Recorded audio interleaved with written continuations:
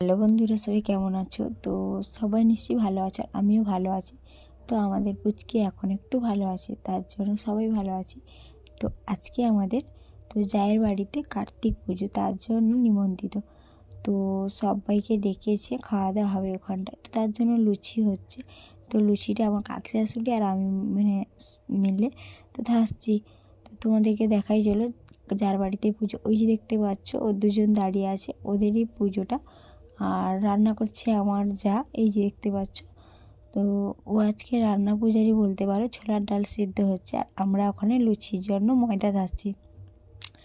তো এই যে দেখতে পাচ্ছ, এই যে তার মেয়ে। তো কার্তিক ঠাকুরটা ওর ওর ভাই হবে বলতে পারো। তো ভাই হওয়ার জন্যই বসানো হয়েছে।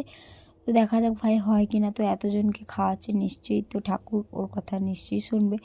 তো সবাই একটু প্লিজ ভালোবাসা দাও আমার ভিডিওগুলোতে, আর আমাদের পুচকির জন্য